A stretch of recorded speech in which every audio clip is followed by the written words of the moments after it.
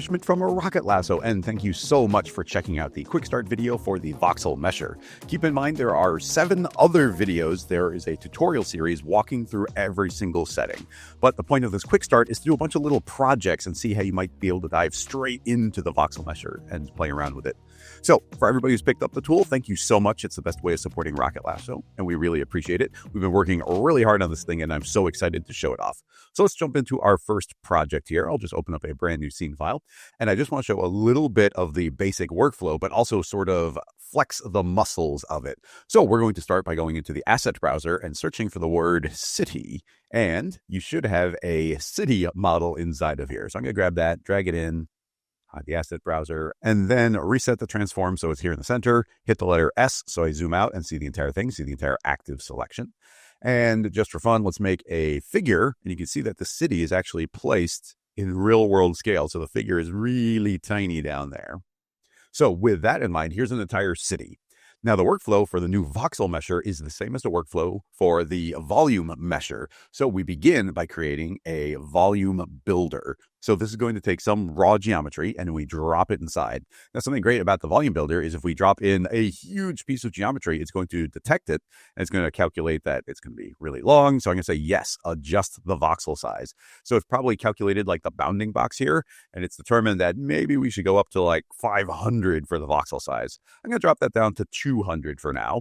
And you see we get quite a few different voxels going on here. Now, of course, the standard workflow would be putting this into a volume mesher, and then you get this cool blob of things.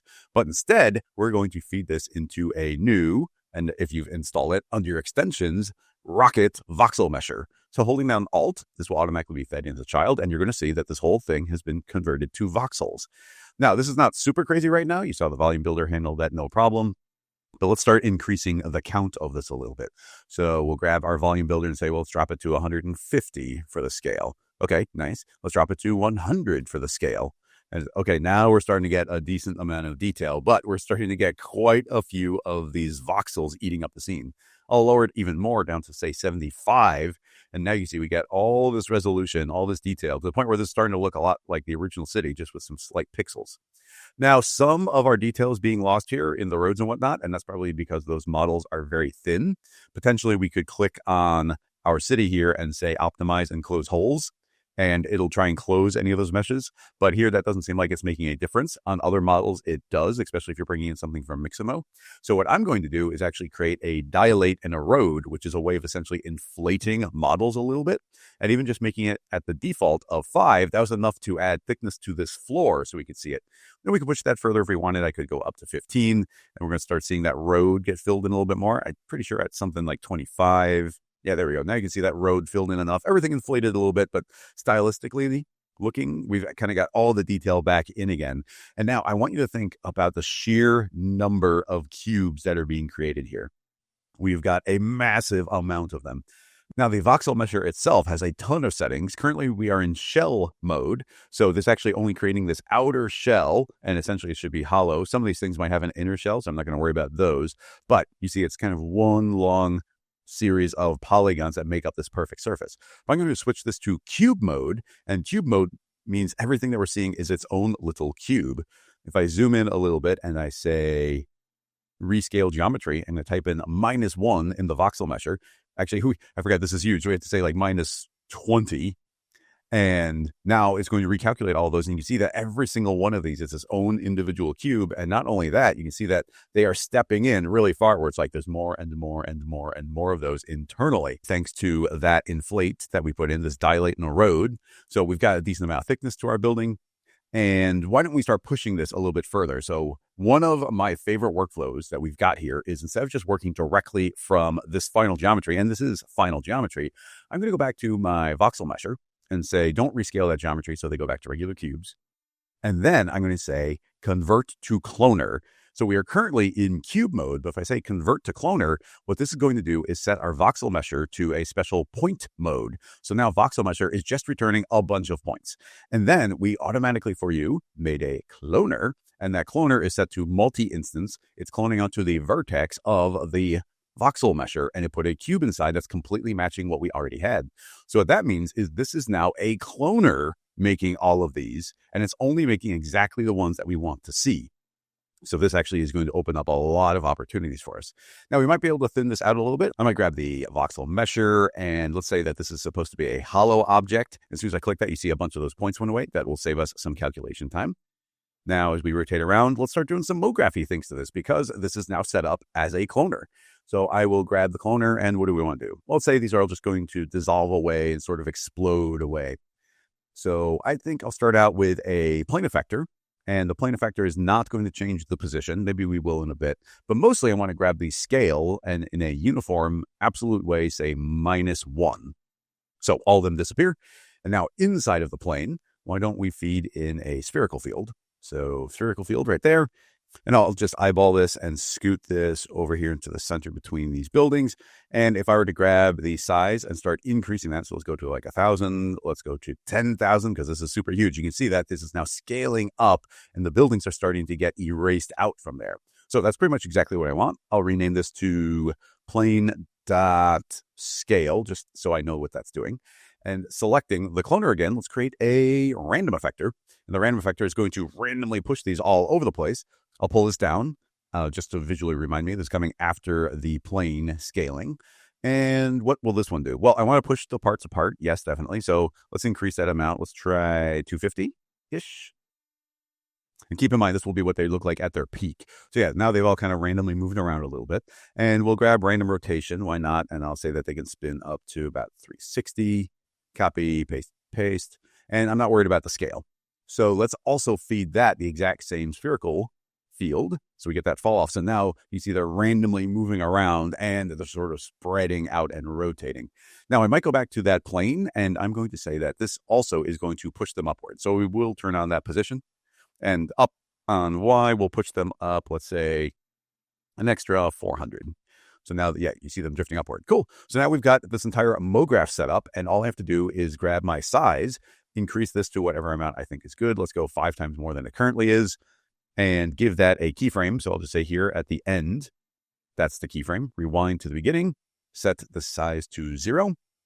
And we've got, actually, we can go and find out how many we have. But look at the pretty good playback that we're getting here for the sheer number of cubes that are being generated in the scene. And now we're able to explode them all away, have them fade out. There's a lot of really cool effects I can think to do with this type of thing. So very, very pleased with that. Now, I am curious how many points, how many cubes we're getting generated here. So I'm just going to select my Voxel Mesher, make it editable. I might turn off the cloner just for speed's sake. Let's go to point mode, select all the points. I turned off my HUD elements, but let's turn filter and I'll say, yes, show me the HUD. And now you can see that we've got almost 1 million points on here being generated. And that cloner was handling 1 million points on top of it. So you can see that we can actually throw quite a bit at this system, especially if we start using the classic Mograph workflow. So that's just a taste of what we can do with the Voxel Mesher. Let's jump into another example. Next up, I've got this lion model. You see I've got a decent number of polygons. I've remeshed it. And we're going to try and make this look a little bit more like a worn out model here with a bunch of voxels and then run a simulation on top of it. So let's begin by throwing this into another Voxel Mesher. And something I want to show you is if you feed any model directly into the Voxel Mesher, it needed the volume builder, but the Voxel Mesher realizes that you didn't put one in. So you click on this button and it will automatically interject a volume builder in between, so it's actually going to convert it. So it's actually a quick step that you can do instead of having to make both objects from this menu here. And by the way, you see I've actually added it into my menu manually. So we can go back into our volume builder. And one of the most important settings that you can have, of course, is changing our voxel size. So if we want more resolution on this, I could say, hey, this is actually set to 8. And now we've got additional resolution. We could go and make this way larger, like 50. And you see it's going to be super huge. So you set this to any resolution that makes you happy. And I think that's going to work pretty well for what I'm doing. Actually, I might need to go up even higher just because I want to overlay this with some noise now. Because, of course, we're using the volume builder workflow. So anything you do with a volume builder, you can now use with the Voxel Mesher as well. So in this case, I'm going to create a random field, and we can drop the random field also inside of that volume builder. And you'll see that automatically we're getting this lovely box of random noise going on. It's always going to be centered there, apparently. we can offset it internally. So if I go into the volume builder, select my random field, you can see that currently the creation space is based off these coordinates, this size, and based off of a box. But something that you can do that's pretty cool is you can say, base the shape on the objects below. And now that noise is overlaying on top of the lion. So it's making it look very rough. So going back to our random field, we can select a different noise type. Let's grab a Naki, and I might start scaling up that noise until we can see a little bit of coherence there. So what I'd like to do is overlay these, or say just subtract this from on top. Right now it's a union of it. I'm going to say, well, show me, well, actually, why don't we say intersect? I'll say this is showing where the two are intersecting. But you're going to notice that's kind of this hollow shell. Like obviously a bunch of parts are missing, but it's hollow. Why isn't there anything on the inside? Well, that's another very important setting inside of your volume builder, not in the Voxel Mesher, but in the volume builder. If you twirl down your voxel size, you're going to see that we have two settings here called interior voxel range and exterior voxel range. And essentially what this is doing is it's detecting the outside of the mesh, and then it's only stepping in 2, and it's stepping out 2 as well. So if we want to have this be all filled in, and actually, why don't I show you this? I'll turn off that random field. If we start increasing this internal volume, I'll zoom on inside the lion, you're going to see that it's empty. But as I start increasing this internal voxel range, the walls are going to start closing in until, and let me zoom out, you see that we're kind of in this little hollow. So this is the inner core of the model that the voxels haven't been able to reach yet. So we can keep on increasing that amount until you see everything disappears inside. So that's one way of doing that. But now that we're actually calculating all of those internal shapes, I can zoom back out again, reactivate our random noise, and now you can see that it's actually a full volume of noise traveling through the entire thing. So very important distinction to make there. Now we could change our voxel size. I'll drop this down to 2, and you're going to see that it's like way more resolution. We can see the noise way more clearly. We could technically do things like change the volume type to a fog, and it's not going to look too different, but you see it's actually going to be filling in the volume automatically, and now we don't have to worry about the interior or exterior range. And now we have all sorts of things like these remaps, so I could grab a fog curve, and now we get this spline that we can start doing some remapping of what exactly is being shown. So if we were so inclined, we could actually keyframe this and say, okay, we're slowly going to dissolve into the model. And if we want more of a hole, I can grab this first one and start pulling it further, and the whole thing is going to start dissolving away. So lots of options as far as the way those get combined. Now I'm going to want to run a simulation on this. So I don't think we're going to want quite this many voxels for demo purposes. So let's grab our volume size, and I'll say, let's jump it to 8. Yeah, 8 should work just fine. Okay, cool. So we've got that. Now we've got additional options on our Voxel Mesher. Right now, we are generating a shell, which can be pretty useful, but I want to generate cubes instead. So I can say, okay, give me cubes. And if we grab our rescale geometry, shrink it down, you can see that, yes, these are all cubes now. Now, there's an additional setting called hollow object here that we get when we're in cube, polygon, or point mode. If I turn on hollow object, then you can see a whole bunch of points just disappeared, but we shouldn't really see them disappear too much. In order to see what just disappeared, I'm going to say invert, and here is the inside. All of these are interior cubes, interior voxels on the lion. If I turn that off, these are all exterior cubes on the lion. So this can lead to a pretty cool setup. But before we get there, let's go and convert this to a cloner. So I'll say convert to cloner. Now we get a bunch of cubes here with this voxel, and let's make a floor for ourselves. So I'll say a disc shape, scale that up a bit, maybe scoot it down. Let's turn on some clean SSAO. And on our cloner, let's right click and add a new simulation Rigidbody, and grab the disk shape and right click and add a simulation collider. That's all I have to do to set up simulation here. Let's hit play. It's going to take a second to initialize as it sends the GPU, and then you'll see all these cubes fall and strike the ground and run nice and quick as well. Right now, the lion is hollow because I turned on this hollow checkbox. Let's turn that off, and you'll see instantly more of those points appear. And if I hit play now, of course, he's got these voids, but there are more cubes inside. So now you can see it's a lot more solid as it drops. And we can make any changes that we like within this. I can grab this original cube and say that that will have a fillet. We'll shrink the radius and this edge to 1. So now we can see these individual shapes going. Let's run it again. Let those cubes calculate and fall, all collide with the ground. Awesome. Well, now we've got this rig. That's working great. I'm going to grab the cloner and my Voxel Mesher and say copy, paste. And on the top, I'm going to call this one the outer layer, and then this one will be the inner layer. So on this upper one, I'm going to say this is a hollow object. And on the bottom one, I'm going to say this is also a hollow object, but this time we'll invert it. So these are only on the inside. Grabbing maybe this bottom cloner, I'll say that these clones should be a different color. So let's just make them a bright pink. Why not? And now we shouldn't really see them too much, but every once in a while between these fillets, we see that we can see these pink ones in between. I might actually grab this outer layer and kind of get rid of that fillet or maybe make it really tiny. So we're not really seeing through it too much. And now we've got two different layers of cubes, one on the outside and one on the inside. So now when I run the simulation, we've actually got two different rigs, and you'll see the pink ones get revealed because those were on the interior. So you see a little bit of the power of being able to make these hollow and even invert them. And that's just using cube mode, which got converted to point mode for our cloner. Now, always remember, we're in the world of simulation now, so we can do anything we like with those. I will delete out this floor, hit Command or Control on the Mac, Command D to open up our project settings. Under here, I want to say, give me simulation. Then go to scene, and gravity I want to drop to 0. So now these will just float around. Let's motivate them to drift by going to forces, turbulence, give this some scale, give it a strength of, I don't know, about 25. We should see something. And now if I hit play, yep, there we go. Now we get all these just drifting off into space. So we could use all the simulation forces on top of it too. And we just create whatever volume that we like.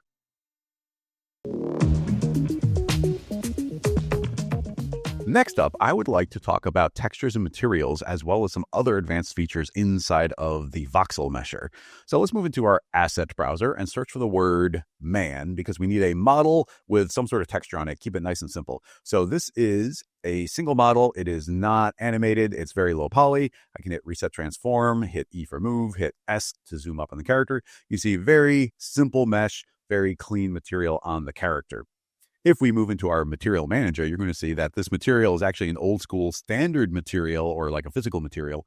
And here we are in Redshift, but that material doesn't actually matter for what we're going to be doing here. So I'll hide that away. Let's feed the character into a Voxel Mesher, which I've added into my interface here. Click my Create Volume Builder button, and now we get some volumes. Let's move inside the volume builder, and I'm going to drop this way down. Let's try 3. Let's go further. Let's go 2. Excellent. Now, how do we apply some sort of texture to it? Well, let's move back into our Voxel Mesher, and I'm going to click my Vertex Color Map checkbox. And as soon as I do, it's going to do a bunch of things. You see, we've got a whole bunch of new parameters, and it created a new Color Vertex Map, and it created a Redshift material for us. That will only happen if your renderer is Redshift, but it's going to try and make the workflow a little bit smoother for you. So now, inside of the Voxel Mesher, you see that we've got a vertex map with a custom shader. And what shader do we want to be using? Well, because we already loaded in this character, if I click this little twirl down, any material, any bitmap that's been added into the scene will appear in our bitmaps flyout. So as I mouse over it, I can click on Bigman02, and that material can get filtered in automatically. As soon as I do, you can suddenly see that our character has a texture applied. We've actually got colors on all of these different voxels. So what exactly is happening? Well, we have fed in a material, and now Voxel Mesher is saying, okay, for every voxel, what is the closest polygon on the original model? So it's finding the particular polygon and then saying, what is the closest point on that polygon to the voxel? And that's not one of the points of the polygon. It's any point on the surface of it. So we have to do that calculation. And now that we've got that, we can use that information to actually reference the UV map on any of the objects that's being fed into your volume builder. So then we get those colors applied. And now we can actually apply the final color to this vertex color map, which then gets filtered through into this Redshift material. And if I double click on the Redshift material, you see we automatically made this material. We made a vertex attribute, and we're feeding in the shader color, which is just this vertex map fed in. And then we apply it on top of the model. So automatically getting the colors in Redshift, propagating through as an entire voxel. Now, of course, if you have a third-party renderer, you can do the same thing where we can feed in any shader. You just want to make sure that you're doing your equivalent of this vertex attribute. All right, let's hide all that away and take a look at this. So these are getting textured on the character, but what I want to explain is that this is not just on the surface, it's through the entire volume. So if I rescale my geometry a little bit, make these smaller, you're going to see that we've got a little bit of interior geometry, and those are also getting textured. Now, this will be a little cleaner if I set this to be in cube mode, and now you see that we've got these additional cubes that are moving into the interior of the model. What I'd like to do is push those even further. So let's talk about another feature inside of the Voxel Mesher. If I click on it and move into the Advanced tab, you can see we've got this Visualize Voxels. So I can turn on Display, and we're going to get a cross-section showing all of the information of the volume builder as represented by these dots. So right now we're in cube mode, so we've kind of got this inner and outer threshold that we're dealing with where you can create your voxels. So couple other modes in here. We can change this to be on Y or X. We can offset this and pass it right through the character. We can even visualize all of the points if we want to. So you can see all the calculations that are being done by the volume builder. So why don't I grab my volume builder, twirl down my voxel size, always very important. We've got the interior and exterior range, and I'm going to crank both of these up to 9. And now you see that the entire character is filled up with this entire volume because we're moving inside of the interior. If I go back to my Voxel Mesher, you're going to see all these additional points being calculated. You can see on the inside, we got all these blue points filling in the character, and on the exterior, these warm colored points pushing further out. And that is representing our range. And you can see how many calculations that the volume builder is doing.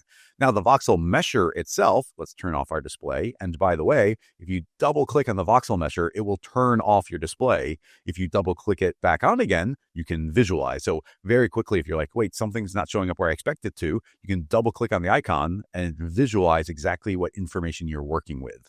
Now we've got this entire internal volume, but now we can play with our range threshold where these went all the way to the interior and they're moving 9 voxels out from the exterior. So let's reset the scale geometry to 0. And now we can start shrinking our range threshold until this just disappears to essentially a single voxel in the center. We can keep on expanding it outward further and further and further until the entire character inflates and becomes this big volume. Now, the cool thing to note is no matter how far in or out we went, it's still texturing it properly because the closest polygon to this surface right here is still the same, no matter how far out it goes. So we get this lovely volume. But what I do want to point out is that these are actually moving all the way inside the character, and those colors are going all the way through the interior of the character. Now, I think it might be cool to set this up as a render where the character is made of a bunch of glass orbs, so we can actually take advantage of the fact this is a full volume. So to do that, why don't we convert this to a cloner? So I'll say, hey, cloner, convert to cloner, and now we've got our same setup. And here's what's cool. You can see that we've got our character and it's a cloner, but the clones are being properly colored. And that's because when you click that button, we're also doing some extra work where not only are we making the cloner, not only are we making the cube, but we're making a color effector, which has a field that is the shader color. And that's our vertex map being fed in. So we still get the colors even here on the cloner. Now, I'm actually going to delete those out because I want to do something a little bit different. If you are in cube mode or in point mode inside of your Voxel Mesher, when you click Convert to Cloner, it'll make a cloner with a bunch of cubes. But I'm going to hold down the Alt key as I click Convert to Cloner. And as I do, instead of creating a bunch of cubes, it's actually going to create a bunch of spheres for us. And that's what I want to do for this glass orb on this character. So let's make a new material for him. Let's first of all make an HDR just so we have something to be refracting and reflecting. So let's grab our HDRs. I'll go to the interior, grab just the simple interior room, let that load in. And then let's go into our materials and I'll make a brand new Redshift material. Apply this on top of the cloner and you see everything gets overridden. Perfect. Double click on that, go and make a couple changes. I don't want any color. And the roughness, I don't want any roughness. And the main thing we're going to want is a bunch of transmission. So let's crank that all the way up to 1 and then output the color. So I'm going to hold down Control or Command to click this little dot. And now it's going to get exposed on my node. Double click and search for the word user. And there's our color user data. Let's connect that to our transmission color. And in the user data, I'm going to say, give me Mograph color. So whatever color the cloner is, that's now getting fed into the transparency. So let's render this because you're not going to see it here in the viewport. So go up to Redshift, render view, say render. And now we're getting it. And you see we are getting the colors, but they're a little bit dark. So why don't we modify this to be a lot brighter? So I'll just double click, search for the word correct. So there's our color correct. Drag that in onto the line. And what do I want? Well, I'm just going to crank my gamma. So I'm going to say 5 times the gamma. And I'm going to go into my standard material and go under advanced. And just for this demo, I'm going to turn on legacy light sampling. And now you can see that it's going to pass through the character a lot more. So now you can actually see the entire volume. He looks a little silly right now. Let's go back to his regular range. He looks a little silly. So let's zoom on in. And now you can see we've got our character and we've got this full volume passing through the entire thing. And as these orbs stack up, you really get a sense of the colors mixing as we see through one orb to the next, to the next, to the next. I just think this is a great look and very simple to set up, translating that straight through from the shader into our vertex map via the UV map and the geometry into the cloner through the effector. I just love the way that looks. Now, while we get this kind of cool look going, I want to modify a few things just to make things different. So first of all, keep in mind, you could do an animation here if you wanted to. We could shrink our range further. You see the entire character will shrink. We could go further and make them big and inflated again. We could be running simulations on top of this. We could, make this dynamic and make these be drifting around or collapse onto the floor. We could mix some cubes and some spheres. Like you can really layer and layer and layer as we go. But for now, I'm going to swap out this sphere for a cube. So I'm going to delete that manually. And what's our voxel size? It is 2. So I'll make a cube, set that to 2 by 2 by 2. Let's change the fillet, and I'll give it a fillet of 0.3. Drop that as a child of the voxel. Now let's see. Okay, it did work properly this time. Sometimes when you're changing your models out inside of a cloner, and when the cloner is set specifically to multi-instance, sometimes it won't realize that something changed. It didn't change the cache. So you just have to turn on and off your cloner and it will force a refresh. In this case, it did work properly.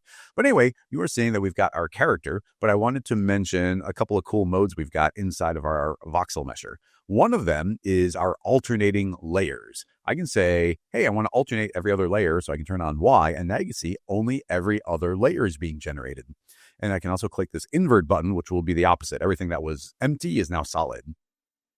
And then we've got this checkbox that we can click, which is fill in. And as soon as I click that, it's going to create a second volume builder and a instance of our original geometry. And we've even got these constraint tags applied so that they are going to be matching perfectly. And what this has done, if we zoom on up a little bit closer, is it's alternating every other layer. So let me zoom up here. Actually, it'll be a little easier if I yank out the material for a second. You can now see, instead of these being stacked perfectly on top of each other, they are getting stacked offset by half a voxel. Inside of the training series, I've got an entire video about stacking a bunch of cans on top of each other, but this could look really cool here as applied to the character. So now we've got these stacking cubes alternating on top of each other. Let's refresh that material. And yeah, look at these stacking and alternating on top of each other. So yeah, just dig the way that that looks for us. Let's delete out that alternating layer, turn off alternating layers back to none, and show you one last thing. And that is right now, all of our voxels are perfectly aligned, kind of 0, 0, 0 rotation. But we can modify that as well very easily. So if I grab my volume builder, there's a setting that I did not know what this did until like a week ago. And it's called Override Grid Matrix. If we make a null and I grab the volume builder, I can drag that null inside of it. And now we are able to move this null around. And as I do, it's going to be a little tricky to see here. Actually, I might turn off the render for a moment and let's yank off our material.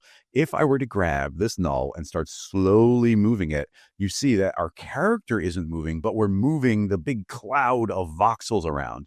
So I can actually grab these and move them through. I can actually offset exactly how the character is being affected. But more fun than that, temporarily, actually, I'm going to simplify again. Let's grab our voxel and say just cubes. So we're getting cubes. I can grab that null and hit R for rotate, and I can start spinning these around. And our character is not moving, but we've now rotated all of those voxels to a new angle. So you see it's getting calculated, and we can get this cool, funky shape. And I could make an entire animation just by rotating this around and kind of getting this pixelated jostling look on top of it. So yeah, you can also rotate your axis. Now, this is not the appropriate one. Later, we're going to do that same technique and scale the voxels, which is even cooler. But yeah, just look at all these crazy ways that you can layer things on top of each other. So there's a bunch of additional features inside of Voxel Mesher. Let's move on to the next one. In this file, let's go ahead and try and emulate some sort of building brick.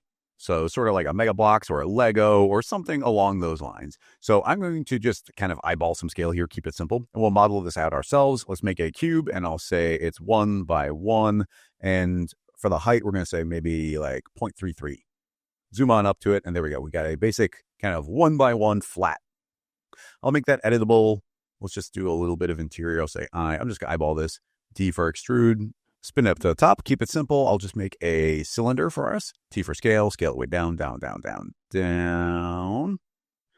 And grab that and give it no height segments. make the height even less. We'll say 0.33. E for move it up. I'll just intersect that a little bit there. Excellent. That's good enough for me. We can put some rounding on it. We can put some bevels. We're going to keep it nice and clean and simple. I'll make a connect object, drop both of these inside, make it editable, and there we go. We've got a simple singular model here, and we'll just rename this to brick. Now we need some sort of volume to work from, so why don't we work from some text? I'll make a text spline here. I'll grab my favorite lemon milk fonts. Let's type in something like, I'm going to keep it simple, so we'll just say RKT for rocket, S to zoom on into the entire thing, and let's make that a little bit deeper, and we'll fix the scale as we go. But for now, that's working for me. I'm actually going to feed this immediately into a connect object just to weld it together, and then feed that into our Voxel Mesher. Of course, if you haven't put in the interface, you're going to find it under extensions of Voxel Mesher. Hold down Alt, and I'll make sure to create a volume builder for it. So there we go. Those are our voxels. Selecting my volume builder, we already know that the little brick that we made was 1 centimeter wide. So I'm going to say this should be a voxel size of 1. And as I do, you see that we've got suddenly a ton of voxels. So that's way too many. So I'm going to shrink down my text. I'll set my text to be in the middle, grab the connect, T for scale, and start scaling this down. And as we go down, it should get quicker and quicker and quicker. And let's go down to something that's reasonable. Getting there, a little bit smaller still, maybe. Excellent. All right. So now we've got our basic layout that we want to replace with a bunch of bricks. But you're going to see that we've got a small problem. And that is, well, our brick is squished. It's way tinier. So if we were to clone onto this, and let's actually just do this manually. Why not? I'm going to say Voxel Mesher, set this to point mode. We'll make a brand new cloner. The cloner is going to clone the brick. And what do we want to clone onto? Well, not the grid, but an object. The object will be the Voxel Mesher. Set this to multi-instance, and I want to distribute not on the surface, but onto every single vertex. So essentially, when we click the Convert to Cloner button, that's the steps that we're skipping over, and a few extra. But now you can see we've got all these bricks, but they are not kind of reaching each other because they're squished down too much. So what do we need to do? Well, there's a pretty cool feature that you can do with a volume builder, and that is we can override the grid matrix. We were talking about this a little bit in the last segment. So let's create a null inside the volume builder. I'll drag this inside, and from here we could do things like R for rotate and start spinning around the voxels. But what I'd like to do right now is scale this. So selecting my null, I'll go to coordinates, this local in the attributes menu coordinates, and let's zoom up a bit. And now I'm going to start scaling down my Y. And as I start scaling it down, you're going to see our voxels are shrinking only on Y. And I can just keep on going and going and going. I'm just kind of eyeballing this until all of these bricks look like they're stacking very nicely on top of each other. So, and actually, look, the perfect amount was 0.33, which is the size that we set our brick to. So now we have all these bricks layered up on top of each other, properly set up. Now, just to show you, let's turn off our cloner, go back to our Voxel Mesher, and set it to cube, and you'll see that these are all squished down as well. This is all based on the null. We do all sorts of crazy things by scaling the null. Go back to coordinates, and I can like scale up on Z and make these longer if I wanted to. We could modify, we can rotate, we can scale, and we can move. But now we've got these squished down voxels, which really opens up the power of the Voxel Mesher. What's crazy is that you can actually do this with the volume builder and the volume mesher. There just isn't much of a reason to do it. But now that we're seeing these individual voxels, there's a big reason to do it. So let's go back to setting this to our point mode and turn our cloner back on. And now we've got our individual bricks. Let's make it look a little bit nicer. So why don't we add some imperfections here? So I'll say, let's make a random, and yes, I want maybe a little bit of random position. So I'm going to say like 0.02, something real small, 0.02, 0.02. And that's just going to make these not quite perfect. Even that, honestly, too much. I'm going to cut it in half, 0.01. So just ever so slightly moving. And then we can go and grab the rotation and give it, this might be too much, but we'll say like 1 degree of rotation. And maybe not even on B. So just letting those spin. Actually, we probably only want on this one axis. So we can spin them up to 1 degree. Just to add a little bit of imperfection there. Honestly, I probably would even scale down the brick just a hair. So I'm going to scale it down just so that there's a little space in between. And that just will catch highlights and whatnot a lot better. Now, what if we want to colorize this? Well, we're kind of outside the world of the Voxel Mesher now. That's just telling it where to clone. So now we have the ability to just feed in whatever we like here. So if I grab my cloner, add a plane effector, I don't want to push up, so I'll turn off position. I'll rename it with a dot color just so I can keep it organized. And you can see that it's going to be colored by the fields color. I can select our fields and feed in anything I like here. For now, I'll just make a random field. And we'll say the random field is not going to be outputting a value, but instead a color. And now you see we've got a crazy rainbow of colors getting applied all throughout it. I'll change this to a Luca to make it nice and messy. And now we can feed through any set of colors that we like. I will go to my color remap and say, don't give us no remap. We can say a set color, but I'm going to say, give me a gradient of colors. And now we've got this black to white, but we can load in any gradient that we like. So I could grab maybe this rainbow of colors and we get all of those, but I'm going to load in, or we grab these solid ones, which might work better. So you see, we've got this specific color scheme. Probably not exactly standard brick colors, but if I load one of my own custom presets down here, I believe that, yeah, I did colorize from Lego a bunch of different base ones. So I can grab like the primary colors here. And let's maybe loop our noise around a couple of times. So I will say double my knots, and I might even double them again. So we get more colors all layered up on top of each other. Now I could scale up my noise field even further if I were so inclined, bigger, bigger, bigger. And now I can get these clusters of color in different locations. And now hitting NA, you see we've got our final bricks all colorized, and it is a full volume of bricks. So very fun. Now we could, of course, make this look even better. We could maybe put a bevel on the original model. So let's search for the word bevel, double click here and grab my bevel deformer, drop it on top of it and say, give me a bevel that is 0.1. Yeah, way smaller. 0.02 perhaps. There we go. A little bevel on everything. And let's change our Phong tag so that that's going to be sharper. Or we can set this to the wonderful square area weighted and increase it a bit. And actually, it doesn't make too much of a difference here. But we can get rid of, get rid of these edge breaks. And now it's very low poly, but we'll get that rounding effect going. So there we go. More detail on our bricks just with a simple bevel. And they're looking good. These little imperfections if we want to. And now let's throw in an HDR. This interior worked well last time, so I'll drag that in. And now this material isn't set up to have any subsurface or anything like that. But if we just open up our Redshift renderer, hit render on there. There we go. We've got our bricks. Let's make a material. I don't know if I'll set up any subsurface scattering, but we'll go into the material. I would like to propagate through the cloner color. So I'll say user data here, color user data. Feed that through to the color and feed through our Mograph color. And as long as I've got this applied onto our clones, then now let's refresh that. Now they're going through and we've actually got a reflective material on top of them.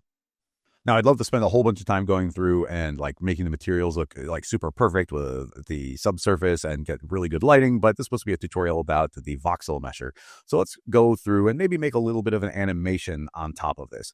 Now, keep in mind, Voxel Mesher, entirely parametric, so I can grab this text object and we could type in 1, 2, 3, and this will automatically update and the bricks will just adapt to the new shape.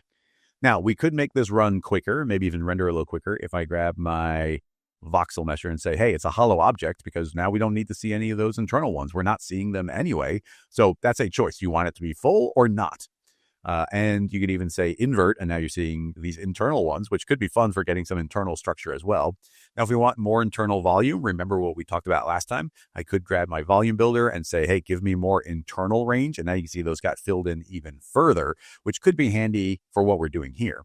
So anyway, I will grab this and say, it's not a hollow object. We're just seeing the whole final one. And we are getting all those final colors, which is cool, but the material is not showing it. So we'll just yank that off just so in the viewport we can see all the different colors. So let's set up a little bit of Mograph animation here. I'm thinking we grab our cloner and we'll make a very simple linear field to animate these kind of drifting off. But let me show you kind of two techniques I like layering on top of each other. If I make a plane effector, I will move this down, and I do want them to move up in the air, but probably not too far. So I'll pull this way back. And how far do we want to go up? I don't know, 7 seems fine. So let's say also don't affect the field color. So let's make a field, a simple linear field. And how do I want to do this? Let's shrink this way down and give it a little bit of an angle here, like so. Pull this up into the air, and now you see this is going to be passing through. and affecting all of them into their final position. So that's looking great. I'm going to start right about there, and I'll click on my linear field, go to coordinates, and click to keyframe my current position. Go to the end of the animation. I'll animate this down through the entire thing, and I'll keyframe it again. So now I should be able to scrub through, and we've got this animation going. Now, something I would like to do is, even though I said that's how far I want it to travel, I'd like, as this continues passing through, I want to keep on animating, going further and further and further up. So all I have to do is go into my plane effector, and under field, say don't clamp. And then under my linear field, under our remapping, I'm going to say that there is no clamp max. So you'll see these suddenly move up a little bit more. All this means is as this passes further and further through, essentially it's giving it more and more and more of a percentage to get applied. So it's going further up. So now we've got this plane, I'll call it plane.y, just so I know that's moving up on y. Now, I would like to add on maybe a random effector. So let's grab the cloner, and I'll say, give me a random effector. Moving this to the bottom, I want this to do a bunch of different things. So let's say it can move up to 1, 1, 1 to give it a little bit of scatter. And let's give it some rotation. So I'll say 90, 90, 90 to give it some random rotation. That might be too much. Maybe we'll slow it down. And let's go to our field and give it that same linear field. So now as our linear field is passing through, they're moving up. Like the first thing we said is move up so they don't pass through each other too much. And now as this drifts through, you can see they're going to start drifting and rotating. I think I'd like them to move more. So let's say that they're not going to move up and down randomly too much more, but we'll give this up to like 5, 5 on the other ones. And under fields, let's make sure that this is not clamped. So as the field keeps passing through, they can keep on drifting further and further away. So we probably want this to animate pretty slowly, but you can now see that this is getting erased out and drifting away. Now, of course, you can layer and layer and layer these things. We could run a simulation on top of it and make sure that they're not bouncing on top of each other by making sure they're following the position and the rotation inside the simulation. We could overlay a noise here so that's not quite so perfect the way that these pass through. But I just wanted to step through some of the basics of making this type of animation. And it's really fun to be able to build this kind of brick system.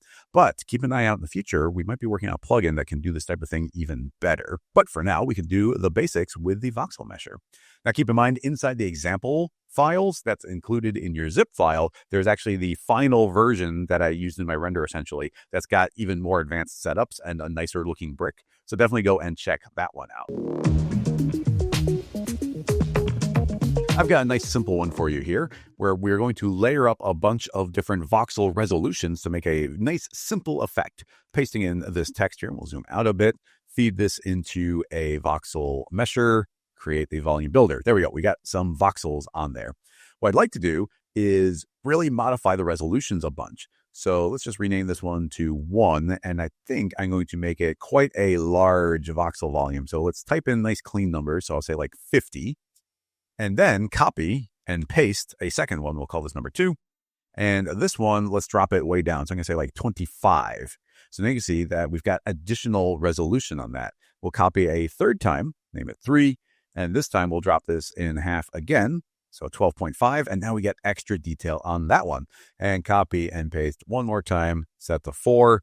And on this one, I will say that the volume builder is down half again to 6.25. So now we got these different layers of voxel, which already by itself, I think can look pretty cool. But if we start erasing out certain sections of the various ones, I think it can look even better. So inside of my first layer, I'm going to turn on this scale field, which we haven't really used in this. And in my scale field, I can layer in maybe a random field. So directly in the Voxel Mesher, we kind of get some Mograph-like capabilities. And what I'm going to do is just essentially erase out certain ones by creating a random field, create a modifier layer, and I'll make a quantize. So if we make quantize and we set this all the way down to 1 step, it's either on or it's off. So now grabbing my random field, just by changing my remapping here a little bit, if I grab like my inner offset, you can see I can make more or less of them based on that. So because this one's so big, I want there to be very few of them. And now we can do the exact same thing on the next layer. Let's grab the scale field and we'll make another noise. I'll select that noise and give it a different random seed. And let's again quantize it. So quantize set to 1 layer. Now it's either black or white. And let's modify its layer. So we can say inner offset, and we can make more or less of those if we want.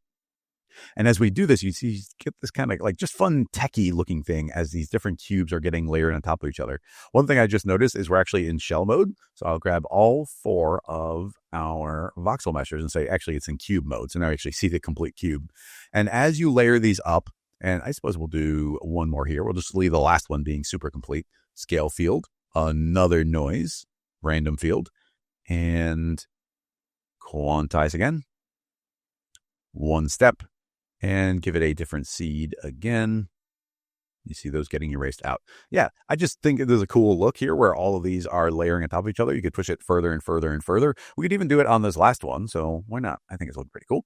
Grab this last one, scale field again. Another noise with a different random seed inside of Voxel Mesher. Quantize it again. Drop it all the way down, and you actually see the noise pattern. And now that I'm seeing the noise pattern on that one, maybe I want to grab my scale, make it larger, and you see I start seeing the pattern. You see it like a little bit of that. And we could potentially pass a similar pattern through everything if we want to. But now you start seeing this pixelated layout on everything. And what's cool is we can always go back and grab all of our text objects, and we could even make some of these instances of each other. We can just type in something else. So I'll type in the word mesher. And now we get a completely new word getting propagated all the way through.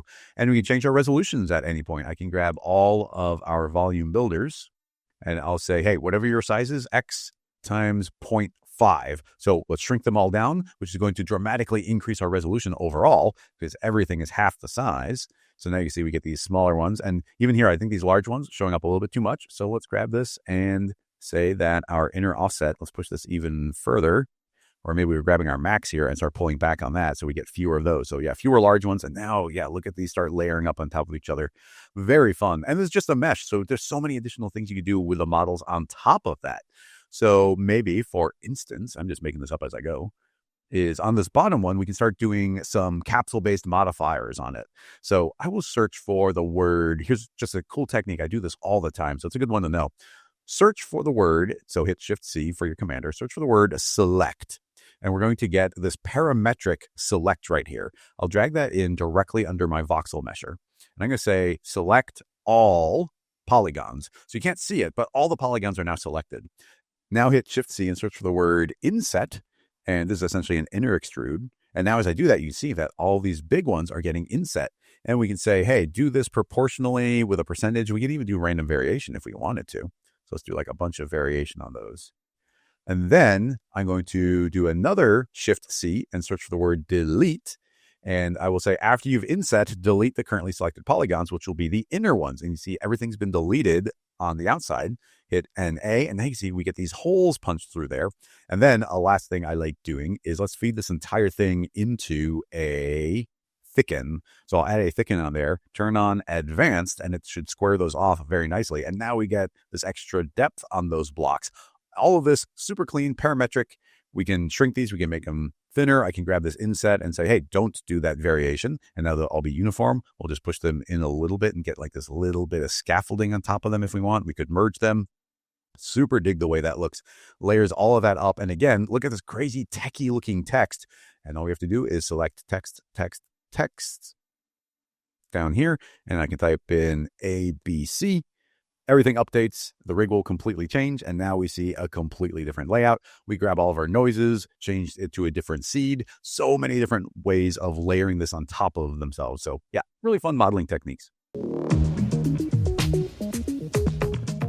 Okay, I'm excited about this one. We are going to attempt to recreate a little bit of the effect of the ruins I have from my demo animation. So let's keep it pretty simple for demo purposes, but we'll start out with a figure just for a sense of scale.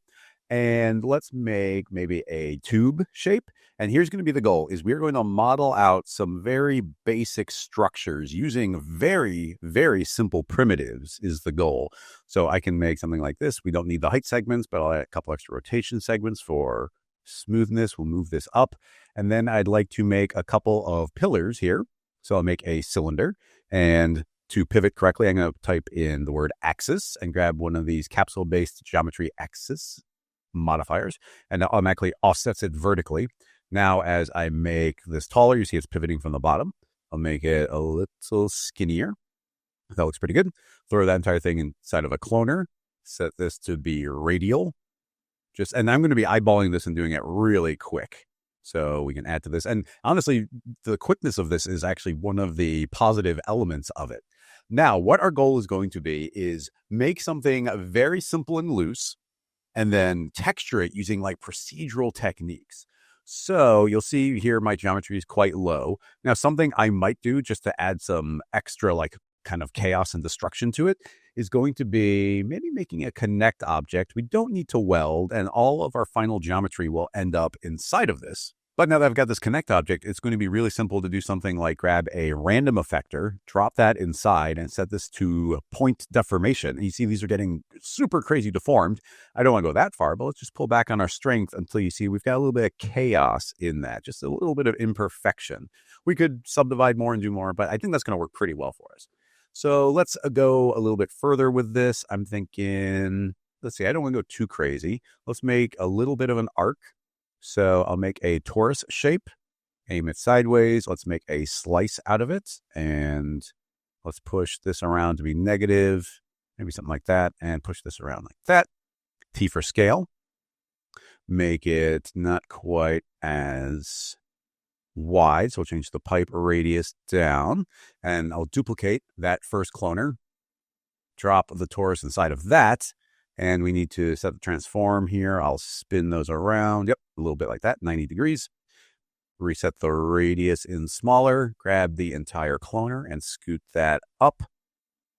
There's a lot of geometry on that, so we're going to pull way back on the polygon count there, so it's a little bit matching the other ones. And then maybe I'll just make another torus here, or we could make a cylinder, but yeah, let's do a torus this time. So I'll do a torus, move this up, and let's just say that that is holding onto that. And this will be our basic structure here. Let's say that that's good. So we've got the structure. Throw that inside. It'll also get deformed. Excellent. So that's looking pretty good to me. Let's feed this entire thing into a Voxel Mesher. And now that's in the Voxel Mesher, I'll say create the volume builder, and the entire thing is going to get all voxelized. And you see we already get these wonderful imperfections on top of everything. Now what I want to do is texturize this somehow. Now here's what my technique is going to be. We're actually going to yank this out of the Voxel Mesher and make an instance of it. So why don't we call this connect.ruins? And we'll make an instance of that. And it's actually going to be this instance that we're feeding into our Voxel Mesher. But let's not worry about that part quite yet. But now I'm going to feed this connect directly into a volume builder and then put that into a volume mesher. And the goal here is to get some fairly uniform geometry that we can create a color vertex map on. So I want to be kind of matching my resolution pretty closely to what my Voxel Mesher is going to be. And it's going to be parametric, so I'll be able to make any changes that I need as we go. Let's right click and add a other tag, and it's going to be the vertex color map. Inside of that vertex color map, let's say that we are using fields. So I can click on the fields tab, scroll down, and let's make a new shader field. Making the shader field, we can select the shader field and feed in what is one of the most powerful things that we can do in this type of rig is going to be a effect fall off. So fall off can see geometry. This could not work directly on a Voxel Mesher because a Voxel Mesher is just a point cloud. It doesn't have like angle information, but a entire model does. So we can go and say we want parts of this to look like stone and parts of it to look mossy. So I might make a mask out of this. So I'm going to increase this contrast. And now you can see anywhere that's lightly colored is going to be where the moss is going to exist. But I'm actually going to give this a fairly large range here, kind of soft right there. And then go up a layer. And let's put this into, we could do a layer, but I'll maybe make this out of some fusions. I'm not sure which is the best way. So I'll say make a fusion. And these are kind of like old school techniques. I'll make a noise. And this noise, we can look at what this noise pattern looks like. Let's make it a Naki, which is always very organic looking. Make it larger, get a little bit of uniformity. I kind of want to see the pattern.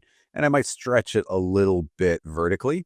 So let's drag that up and see it. Yeah, see it get some streaks.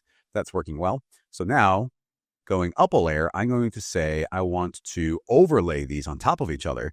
And I might even increase the contrast on this significantly. So let's say more contrast, more contrast. Oop, not brightness, but contrast. And now you can see how we're controlling where that's falling off a little bit. Excellent. So now we can treat that as a mask. So let's go up another layer and up another layer, and there's our actual fusion. So inside of there, I might even go and rename this to be our mask. Let's even say our moss mask. Go up a layer and copy that. I think if I remember this properly, I can copy the shader. I'm going to clear it out because I've got it copied, and I'll make a brand new fusion. And inside this fusion, under the shaders, I'm going to use this as a layer mask. So I'll say use mask, and I'll paste in my shader as the mask. And now on the bottom, the base layer, I think that's going to be, let's just make a noise. And now you see this is all the stonework. So grabbing this, we could make any noise we like. Again, I might make another Naki, but with a different seed. Make it larger. And I still like the idea of there being kind of these streaks on there. So I'm going to increase that. Let's add a little bit of contrast on there again. And maybe it's a little large. I'll shrink it down. Just making this up as I go. So that's going to be the bottom layer. And then on the top, we want some moss look. So I will make probably just another noise. I might even duplicate this existing one up there. So we've got this alternate noise. I still don't mind the stretching. I'll give it a different seed. But now we want to colorize these. Now I could just change the colors, but why don't we go up a layer and I'll say that this top one will get a colorizer. And that colorizer, we will set it to some mossy colors. I'm just going to eyeball this. We'll make it a very kind of dark and desaturated green. Plants are always more desaturated than you think they will be. I'll drag over a copy of that. And now you can see I'm getting this moss color up top. I can make that whatever color I like, stretch these as far as I want. It's all just based on that mask. So I could remap that, but I think baseline looking pretty good. Now let's go up a layer and go down, and let's play with our stone section, put that into a colorizer. And for the most part, I don't think I need to change that too much. I'm going to simply darken it up. So I'm going to grab one of these darker colors and pull it up pretty far. And I'll grab kind of a medium one and say we're not going quite too black. And honestly, I might even lighten that a little bit. There we go. So that's going to be our stone and our moss on top. So now we've got a different model, and it's essentially the only thing that this model is doing for us is creating a very nice color vertex map. So we can even rename this to our color map just for us to remember. And I'll just throw the volume, this shader field inside of it. That's just keeping it organized. So let's reactivate our Voxel Mesher. And now we get our final model. We don't actually need to be seeing this original one, and we definitely never want it to render. So we could just visually hide it and pull it back as we need to. But now we've got our Voxel Mesher. Now we could send this to clones, which is probably a good idea. So why don't I switch it to that? So I'll say cube mode, convert to cloner. And now this is just generating raw points. We've got our voxels here, and now we can do things like round them out a little bit. So I'll add a small fillet on there. So let's say of 1, just a little bit of rounding.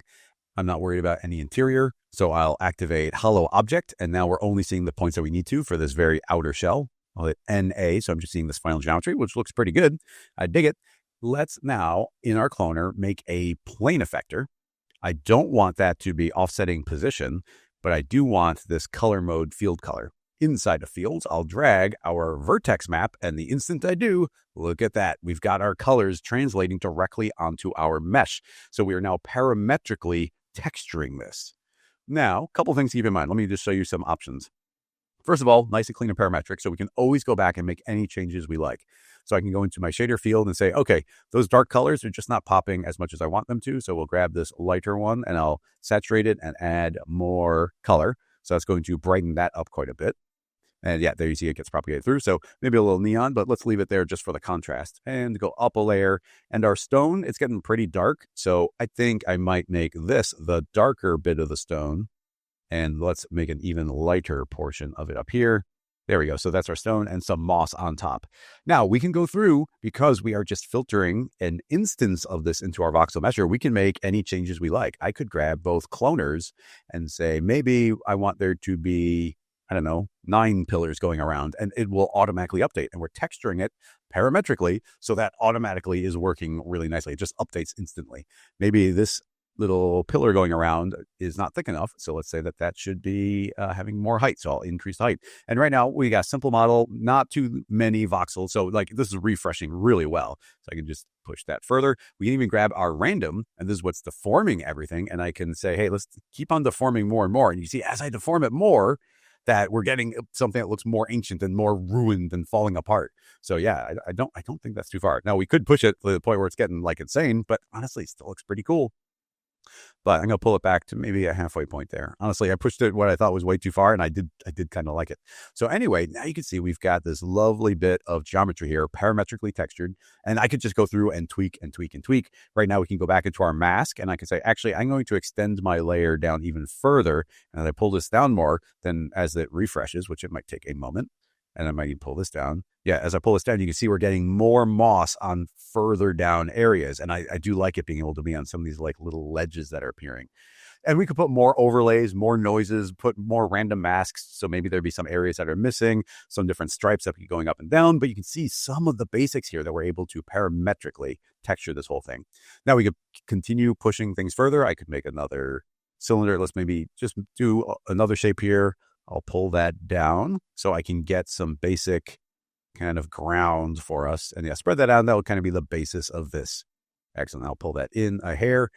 Love it. Looking cool. And yeah, even here you can see all this deformation happening. So yeah, absolutely dig it. Now, if you are so inclined, this is like the base color coming in, but you can push those things a little bit further down in our plane effector. Here's where we are getting our basic color, but I could make another noise down here. Say this is also affecting the color. And we'll set this to overlay. And now you can see I've got this random colors overlaying on top of that. So maybe just a little hint of that could add just a little color variation that you're not going to feel any one too specifically. Or we can crank this back up again and say color remap and give us a gradient. And now we've got a black to white gradient. So now we can overlay a noise on top of all of this. And in this case, actually, I'll set it to normal. So this is what it's doing by itself. So maybe I'll increase the contrast of that to like really maximize that. We could do different noises. Let's do a Luca noise for this one, make it really tall. So, I think in general, getting these streaks stretching down is nice. This contrast went a little too far now with Luca, so I'll pull back on that a hair. Excellent. And now we can go back and say overlay. And now you can see it's making it look a lot messier and darker, but I can pull back on it. We can add just a little bit to get extra contrast. So you could do that in your original material, or we could do that here. But as far as getting these greens up on the top and falling off as we go, we could only do that via this vertex map on an actual mesh. Now, something worth mentioning, I had said that the resolution of the mesh that we're feeding in is very important. So let me show you. If we grab the volume builder in which we are, let me just show you what we're doing exactly. So we've got this original shape and we're building the volume builder. Let me turn that off. Okay, so this is our mesh, and that is the amount of resolution we have. We can see it really clearly here if I hide our polygons, that this is as much detail as we can get. So as I turn this back on again, let's see if we can see any patches where you are seeing a little bit of patchiness here. Now here it does look good, but let's push it kind of too far in a bad way. So I will grab my volume builder and I will start making a larger voxel size. So I'm going to make it bigger and bigger and bigger, meaning I have less geometry. Now that does mean it calculates quicker. It's going to be faster geometry, but as I go further and further and further, you can see that we've got less and less polygons. Now, vertex maps, color vertex maps will kind of crossfade between each other. So it still could work okay. So let's see what this lower res version is giving us. So I'll hide that again, bring back our stuff, and hit an A, and you can see that still looks pretty good, but you see how we start getting kind of this patchiness going, and that's because we don't have quite enough resolution. So if you want to be like very simple and fast, you can make it low, and I don't think it looks bad, but if I go back to my voxel, and right now we're up at like, let's say, it's up at 35, so let's say I'm going up to 55, so we're starting to drop our resolution so far down. There we go. It's so far down now that we are starting to miss entire areas of detail. But if we drop this back down to 10, and I'll turn that on and off just to make sure it's refreshing, you can see that we've got lots of detail. Now we could go crazy. I'm going to double my resolution here and turn this on and off just to know it's refreshed. And in theory, we've got even more detail. But at a certain point, we're going to have so much detail, it's not adding to it because we've got the unit of a voxel here to limit us. So I think 10 is like, essentially, that's like the perfect amount of resolution. It's matching our voxel size. So yeah, that is using a vertex map to transfer the materials over. So really dig it. So many different ways we can layer these up on top of each other. Now, I would like to start layering some plants on top of our ruins here. So how might I go about doing that? Well, we could just clone plants onto there directly. That could be fun. But I'm going to be using a whole bunch of Rocket Lasso's capsule that ships with Cinema 4D, which is the branch spline modifier. But in order to use that, we're going to need to start out with a bunch of seed splines so we can clone those around our model. Now, there are various ways that we can do this. And I'm trying to think of, actually, I can think of a bunch of ways of doing it. But essentially, I just want to grab areas near the top. Essentially, I want to grab any polygon that's facing upward. So one way we could potentially do this is make a copy of my entire voxel measure and set this to shell. So now we just have this outer shell. I'll move this down to the bottom so we don't get confused, and I'll rename this one to be plant shell, just so I can remember. And temporarily, why don't we turn off the other cloner setup? So now we're just seeing this outer shell. Now, if you remember, we have this advanced checkbox here that we can turn on the selection tag. So I can say, give me only a selection tag for this Y plus. Now that we've got this plant shell, why don't we make a cloner and hold down Control or Command so it's automatically a sibling of it. And I think this cloner is going to clone onto what? An object. The object will be our plant shell. And it's going to clone onto the surface. I'm going to start out with let's say 100 of them and limit to my selection. And the last thing I'm going to do is say, don't align the clone because I want them all to be aiming straight up. So what are we feeding in? Let's search for Shift-C and search for the word line. And there is a capsule-based line spline. We'll drop that as a child. And you see we've got a couple clones of that. And I'll say aim up on Y. So now we've got, in theory, we are cloning 100 of those, but only the ones that survive on the top Y selection are the ones being kept. So we're not aiming off in those other directions. So I'm going to immediately throw this into a connect object, turn off the weld, and let's name this as Fern Reference. And then, let's see, this plane effector, I'm going to move this up to this cloner. And this is actually let's just call this Voxel.stonework. And I'll rename this plane effector to have the same name as well. Excellent. So down here, and I don't think we need the figure anymore for scale. So we got our fern. The first thing I will do is make an instance of that. Holding down Control again, I will make an instance of it because I don't want to destroy the original one, but I do want to hide it. And if we just turn off the stoplights for that, it'll actually hide the instance as well. So we'll put that into a group hitting Alt-G. So there's a null. I'll hide the null and that will work. I do want to copy the name up to the null so I know what that is. Now we've got this fern stem instance. I will immediately put that into a connect object and turn off the weld. We don't need that. And now we need a branch spline modifier. So search, hit Shift-C and then search for the word branch. And at the very top, you should find the branch spline modifier. And I think this is my favorite modifier that Rocket Lasso made for Maxon. Let's drop this as a child of that instance. And instantly you're going to see that we suddenly get a bunch of extra leaves on there. Close down the commander, and we need to make a bunch of changes. Essentially, what I want to do is have this branch spline become like the new stem. So all those other splines we just made were just to give us something to clone off of effectively. So I'm thinking, let's drop our count down to 1. We'll drop our branches down to 1 and 1. So now we have exactly 1 on each. But we're still seeing the original one and our modified one. So I'll go to global under our branch spline modifier and say, don't keep the original spline. So essentially, we're just replacing it.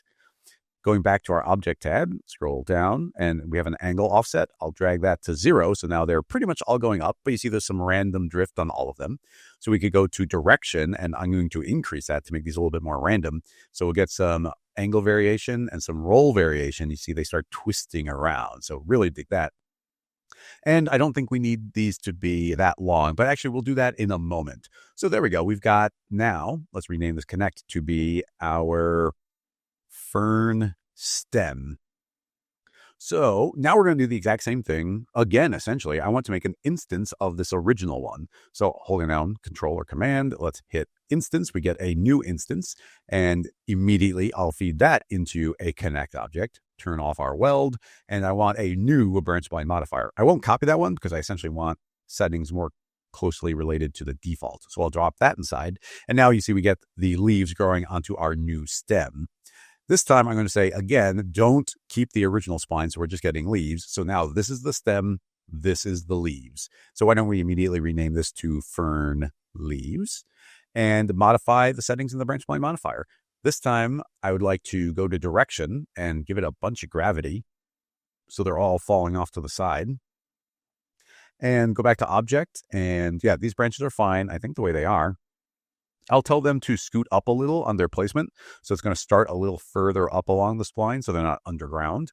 And then our length, we can modify our length, our total length. Right now they're pretty long, so I'll shorten those. And then we've got our start and end length.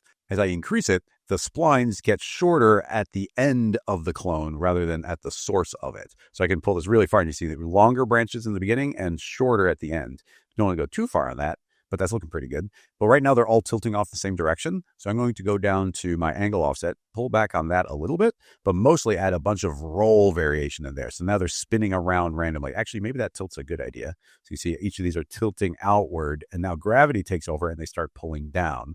So we got these little plants going. They're all looking pretty good. Each one is going to be unique, just based on their own random seed. But if these are supposed to be ferns, those are way too long. So let's go back to our original branch spline modifier and change the length. So I'll say the length is going to be way shorter, and now you see they all get stacked up on top of each other a lot better. And that's pretty much what I want it to be. Now, I don't even know if we're going to end up needing to render out this stem, so let's not worry about that part. But now let's create some actual geometry from these. So why don't we zoom up on one of these that we can kind of treat as our main one. This one looks pretty good. Zoom up on that. Spin around a bit. Yeah, so that's what we're working from. I would like to feed this into a volume builder, and immediately we're going to get this big old volume. But you know what? I think I want like a lot more resolution on this. So I'm going to drop this down to, I don't know, let's say 3. So more resolution. And I'm going to change it to fog mode, volume type fog, and then feed that into our Voxel Mesher. So we've got our final geometry. I would like to shrink these quite a bit. They're very fat right now. So let's grab our volume builder, grab our fern leaves, and we need to do a couple things. First of all, we made the radius down to 3. So I'm going to set the radius up here to, 7, just to make it a little bit smaller. So now we see those getting referenced. And let's increase our density. So I'm going to say up to 1. And now you see that sampling a lot more often along the spline. Scrolling down further, we've got a very important checkbox, which is scale per segment. So I'm going to turn that on. And what that's going to enable me to do is use this spline to remap it so that I can make these leaves get skinnier near the end. And I talk about it in some other videos that by setting this to fog mode, we can actually make these be skinnier. If we pull down too far, it'll get below that voxel threshold of 3, and it'll start getting erased out. So we'll just go up until we see everything that we want to see. And now we've got all these lovely voxel leaves shooting out and tapering off to nothing. So pretty much perfect, exactly what I want. So based on that, let's clean this up a little bit. We're not quite done with the rig, but let's clean up.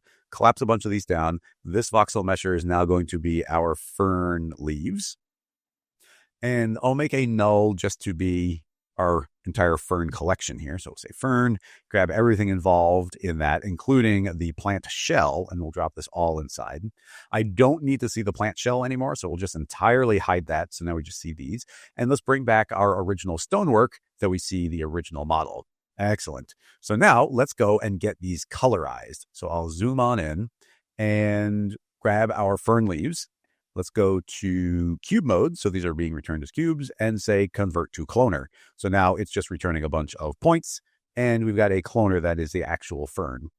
Let's create a plane effector so we can put color on here. Holding down Command or Control, create the plane effector. It was already selected. I don't want to push up on Y. So let's go to parameter and say no position Y, but I do want to affect the color mode field color. Under fields, let's drag in, we have to twirl this down, we have to drag in our fern leaves connect object. And then all these connects were very important. You don't want to leave weld on because that's extra calculation time, but this is treating it as a singular model. So let's grab our fern leaves spline and drag that in and say it's coming in as a spline object. And the instant we do, it actually randomly picks a color. And this time it did pick green. You can see that we're getting our leaves colorized based on the same spline they're being generated from. And it's actually fading out to a green. Let's get complete control over this by clicking on the fern leaves, going to remapping, actually color remap, and say it's not based on a color, but a gradient. And now I can just colorize this gradient however I like to get the fern color. So I will double click on that, and let's create a somewhat, we'll make it very green, but we're going to keep it very dark.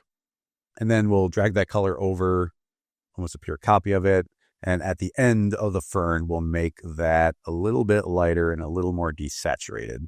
So actually, that's a little too much. Let's go back a bit saturated, a bit darker, and we'll go maybe a little more yellow, just so we can see some contrast there. Now we're colorizing that based on the incoming spline. So now we got some plants with some additional detail. We didn't need to make them have extra detail. I just thought that they might look nice. Like the ruins look good at low res. The plants look a little bit better with more detail. So now that we've built out that rig, we've got these nice random colors on there. We can make as many modifications as we like to them. So let's rename this to plain.color. And now we can push things further where I could go into our original fern reference, grab this original cloner. This is going to be cloner.fern count.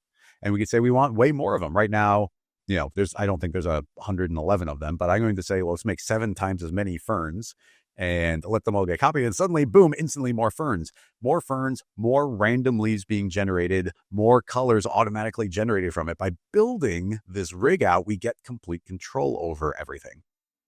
We could add extra modifications here if we wanted to get larger and smaller ferns. That's something we kind of get for free with the branch spline modifier, which is really cool. And that is that we can add a lot of length variation here. So I'm going to say that we've got, let's say the ferns can be up to twice as long. So the stems are longer, but I'm going to add a lot of length variation. So some will be larger, some will be smaller. And then we can go into our actual leaves. And in this branch spline modifier, instead of the length being absolute, I'm going to make it a relative length. So now we'll get smaller plants on smaller ferns and longer leaves on longer ones. So I'm going to say that our relative length should be significantly longer. So I'll say like 500%. Nope, way too long. Let's say 200. There we go. So now we're going to get large ferns and small ferns. Look at this little one. And then down here, we've got like some big ones. So right there, just a couple of clicks, and we've got all that additional variation on there. And we're not limited to these colors as we're seeing them. If I was so inclined, I could go back to my color field and let's just make a big random noise in here. So here's a random field. We'll say you're affecting noise. Neither of these need to be generating their values. And then we get that crazy random color. But let's go back to a gradient remap and say, gradient. And we'll make this, again, kind of green. And we'll make a dark green. And we'll make a very light green. It's probably going overboard. But now we'll grab the field itself right here. And we'll make it quite large. I don't know if we want to make it something a little more organic like Unaki. But if we jump this up to, let's say, like 500. Now we're getting a larger one. Probably still not enough. I'll say like 1,000. And now we're getting patches that are lighter and patches that are darker. And my entire point of that is we can now say, hey, that's not going to be the max value, but overlay on top of it. So in theory, we can get darker ferns and lighter ferns. Now, is our noise large enough? I don't know. We're just eyeballing these things. So let's try 5,000. Maybe that's a little bit better. And they're getting quite saturated right now. If you have Rocket Lasso's Field Pack 1 product, you actually will get access to this hue, saturation, and brightness. And I can create that and say that I want to pull back on the saturation of these and maybe make them not quite as bright as they currently are, make them nice and dark. Very nice to be able to modify things that way. So now you can see I've suddenly got all these ferns. We can change any number there that we like. Again, we go back to our clone count. I'm going to say, hey, give me 2,000 of them. And as I make them, this thing's going to start getting completely covered in ferns all over the place. Now, of course, more copies, more voxels, more math, more samples, like everything will start slowing down. So I do like building out these rigs so that I can make changes to chunks of it if I need to. So actually right now, you see I put this into a null that's a fern, but a technique I like doing would be doing something like making a spline. So I can make any spline I like. I'll keep it with a rectangle. I'll click, make a rectangle spline, and I can make that spline really tiny so it's not in my way visually, but I'll name that to be fern, and I'll grab the contents of this null, all of it, and drag that as a child of the fern spline, delete this. The entire reason I did that is now I get this handy checkbox that I can play with. And you'll see if I hold down Control or Command as I expand the hierarchy, every single one of these has an enable checkbox. And as I scroll through, they're all on. And essentially, in my rigs, I always make sure that every single thing is turned on and I don't have things that are temporarily off. And that way, with my hierarchy right here, I can say, hold down Control and turn off the fern. And now you see every single enable turned off as long as you hold down Control. And now I can work, in this faster scene. And then when I'm ready to render or when I want to check on the ferns, I can hold down control and click that checkbox again. All of those will activate and my ferns come back again. So I could make ferns and trees and more plants and all sorts of things and vines growing all over this and just leave them all turned off as I'm working. And that's why I like using a spline as the reference, because it's something I can easily turn on and off and it won't render. So yeah, go back to the original thing. And we can do that in a bunch of different places to have total control. So anyway, I think that's going to wrap up this chunk of it. But you see some of the basics of making these plants. And I hope to make a standalone tutorial where I make more like a full voxel tree, because those are really fun. Maybe a full tutorial of a voxel tree growing like I did in one of my animations. Reactivate that. And that should wrap this one up. For this next demo, we are going to download this construction worker doing a swing dance from Miximo.com. So I'm going to click download, and I'm going to leave everything default and say, yeah, go ahead and download. Once it's downloaded, I'm going to import it into Cinema 4D. I'll leave everything default. And if you're not familiar, it's a good idea to select everything that opens up, copy it, open up a new file, and paste it in. And for now, I'm not going to worry about those materials. So if I hit play, we should get our swing dancer, and we don't need these materials for now. I'll delete that. And now we see him dancing around, doing his thing. Dance, dance, dance, dance. Look at him go. Okay, cool. So now we want to turn this into a textured character and feed that through Voxel Mesher. So how do we want to do this? Well, the important technique here is that I want to show you how we can get the materials from the models themselves. So in order to do that, we're going to need to make an old school standard material. So opening up my render settings, Controller Command B, I'm going to set my renderer to be standard just for a moment. As I open up my material manager, I double click and now I immediately go back to Redshift. So I did all that just so I can make this old school standard material. So now that I have, I'm going to load in that character's material. Let's go back to my downloads folder. And inside here, you can now see we've got all of those materials. I will grab his diffuse channel and just drop it in the color channel and say, don't worry about copying it over. So now I've got this texture and I can apply it to the character. So I'll copy it onto all of his body parts. Excellent. I'm going to hide the skeleton because we don't need to see that. And now you see we got a standard material texturing the character. If I hit play, see him dancing around doing his thing. Now, for our purposes, I don't need the eyelashes or the hair, so he can just be dancing like that. Now, let's go into Voxel Mesher. So I will make a brand new one, move it under the skeleton, and drop all the body parts inside of the Voxel Mesher. Now, it's going to need a volume builder, so I can create that, and automatically it's created. And we need more resolution. So let's grab the volume builder and say the voxel size will be down to 3. Now, we're going to see a couple of problems, namely, the legs are missing, a gap in the head is missing, the upper arms are missing, and that is happening because the Miximo model that came in, the pants have just a big hole at the bottom and at the top, and they're not closed off, and the volume wants to work with volumes. So you essentially have two options. One, we could create a dilate and erode and put that at the top, and as we inflate the character, it's going to now have enough thickness that it can see it. But instead, what I'm going to do is select each body part individually and say optimize and close holes. And as soon as I do, you see the head filled in. We can close that. The helmet might change a little bit. The vest might change. The shirt definitely will. Now we get the arms. And most importantly, we turn the pants back on. And now suddenly we see that we've got the entire model going. So basic setup. And now we've got a voxel character dancing around doing his thing. Now, important to note that almost all the calculation time happening here is actually from the volume builder. If I turn off the Voxel Mesher, you see it's still, going essentially the same frame rate. If I turn it back on again, not much of a speed hit. So the calculation time is all coming from the volume builder. Having done that, why don't we propagate the materials up to the Voxel Mesher? So to do that, let's activate our vertex color map. And as soon as I turn that on, we're going to get all these additional parameters that we've seen earlier. I'm going to say, instead of a custom shader, I want to view the color channel of whatever materials are already on the model. And the instant I do, you can see that our character has gotten textured. The colors from the UV maps and the material that was applied have propagated to the voxel. Now, right now, he's looking a little scrawny. I might go back in the volume builder and do something like a dilate and erode, maybe only set to 1. Kind of funny where it's on the pants only. I could move it above just like the vest, and now the vest inflates, but I'll put it up to the top. So the entire thing is just getting a couple extra kind of voxels to fill out the form a bit. And if we hit play, now it's going to be playing through. Now, that's going to be running a little bit slower because you got to think that the Voxel Mesher is saying, okay, for every single voxel that's being generated, go find which one of these models it's closest to. And once it finds that model, it had to compare to all the polygons of all of them and then say that was the closest one. And then find the point and then compare that to the UV map and then get the specific color of the pixel that's making that up and then propagate that up to the vertex map and actually apply it. So there's going to be a little bit of speed hit on that, but it's such a fun technique. I had to talk about it a little bit. Now, I just put in that dilate in the road. We could push that further. We say 5, but I like putting this up to something crazy like 15.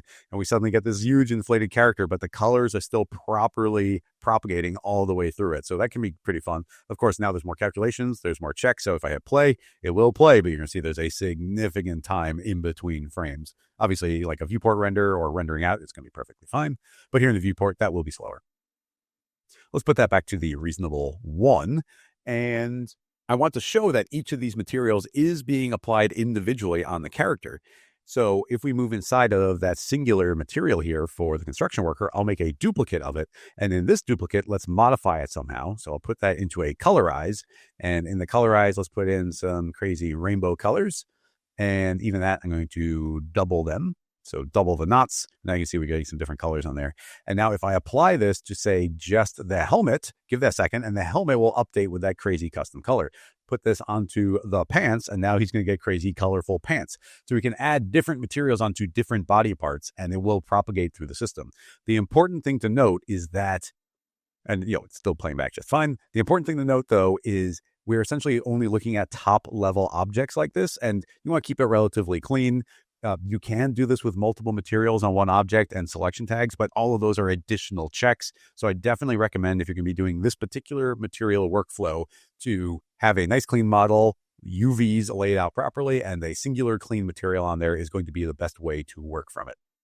But yeah, there we go. We've got our construction worker imported from Miximo doing his dance with a bunch of voxels, getting custom textures applied on top of it. So just another thing to layer on to the kind of superpowers you get by playing with Voxel Mesher.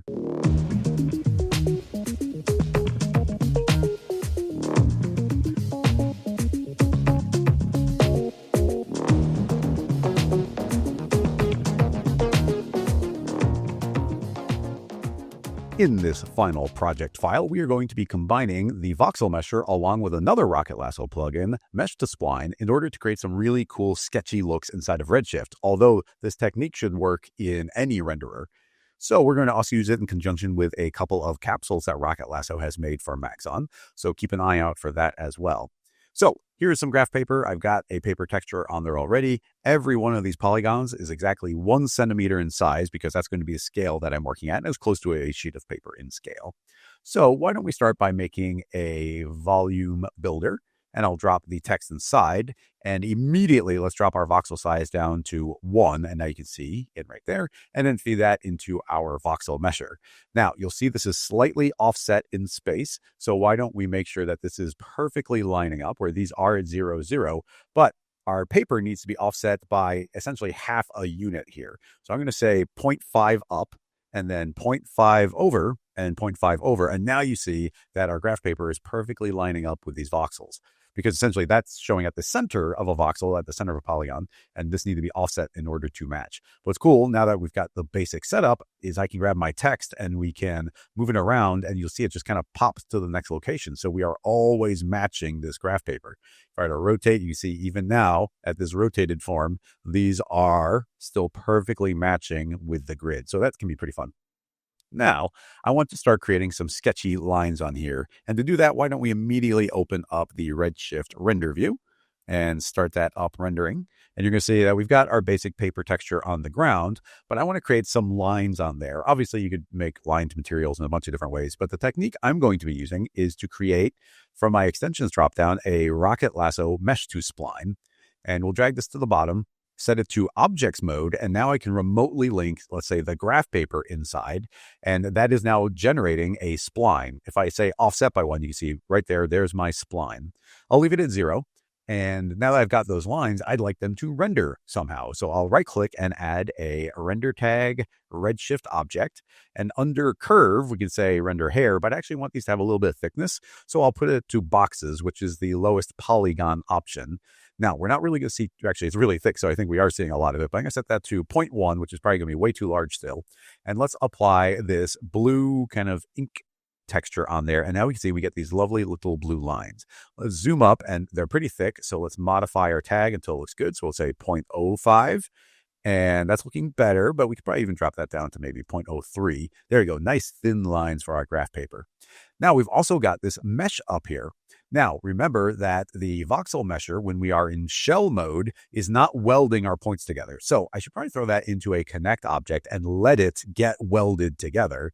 And now that I've done that, I will copy my paper texture onto the connect object. Let's grab the connect and say use manual break so that becomes nice and sharp. And in my Mesh To Spline, I'm going to also not just have the graph paper, but add in this connect object. And as soon as I do, you see our graph lines are appearing on that as well. So when I zoom up, we've got these nice clean lines on top of everything, giving us a little bit of a sketchy base to work from. But we can start pushing this way further. Let's make a duplicate of my Mesh To Spline. And just so we can clearly see it, I'm going to thicken my line all the way back up to 0.1, which will be way too thick, but now we can definitely see it. I'll change this to a way darker ink so we can very clearly see that. And inside of this Mesh To Spline, I'm going to say that there's a threshold in which to show the lines. And if I increase this even to 1 degree, it can now only find something if it's not perfectly flat. And all those edges were perfectly flat. Now, by default, the Mesh To Spline is using the built-in edge to spline algorithm that Cinema 4D has. So that means that is a complete line. That is a complete line. So those are, they're not a bunch of little individual segments, which is going to be handy for us. So let's go and spin around, maybe zoom up on a particular area. We've got these really thick lines. I'd like to modify it with a Rocket Lasso capsule that ships with Cinema 4D. So hit Shift-C and search for the electric spline modifier. And if I drop that as a child of the Mesh To Spline, we should see it get all super crazy. And that's because we're working at a very small scale. So selecting the electric spline modifier, I'll set my displacement to be down at, let's say, 0.5, so very little. Now you can see I'm adding in these little imperfections on top of it. Now, this is automatically getting resampled, but right now it's only sampled every 1 centimeter. So I'm going to set it to 0.1. So now essentially there's 10 subdivisions on every line. Now, by default, the electric spline modifier is fading out on the edges. So I'm going to grab my start and my end and drag these back. And now the entire line can be modified. And our noise scale, because we're really tiny, we need to make the noise smaller. So I'm going to grab the frequency of the noise and increase it. And now you can start seeing we get these little line wiggles on top of it. Now, this is kind of pushing in, out, up, down, every direction. So this might start passing through our model a little bit.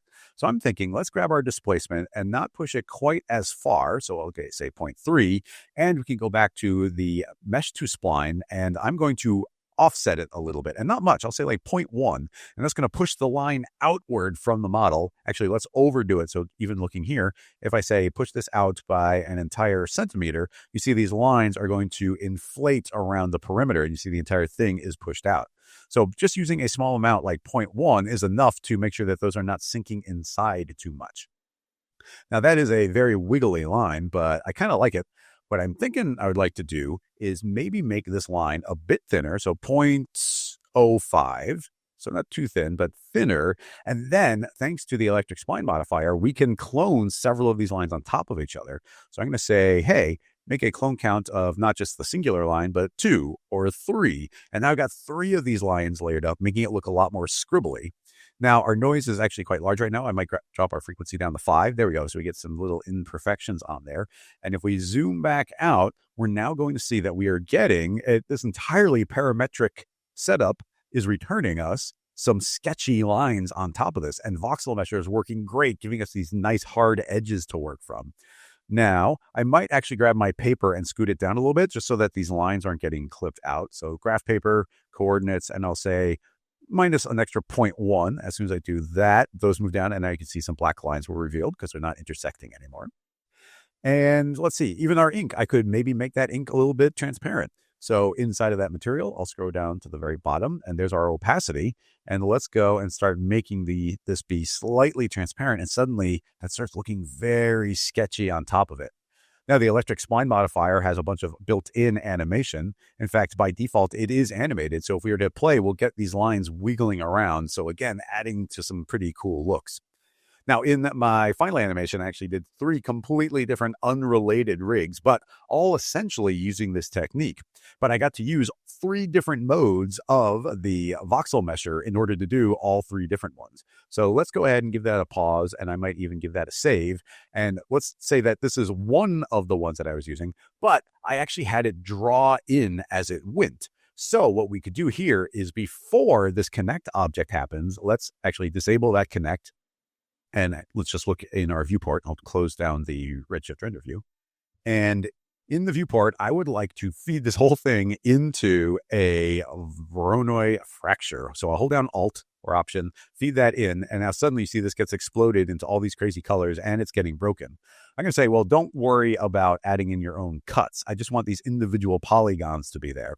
And then what I'm going to do is in this Voronoi fracture, I will add a plane effector. Let's close down these materials. We don't need them right now. And currently it's pushing up everything really high. We don't want to affect the position, but what I would like to do is scale them in a uniform absolute way to -1. So it's going to scale every single one of those individual like polygons down to 0.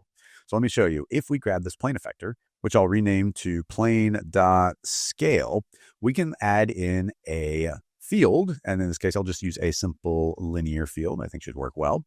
And we'll shrink that way down, way down, and spin it around on Y.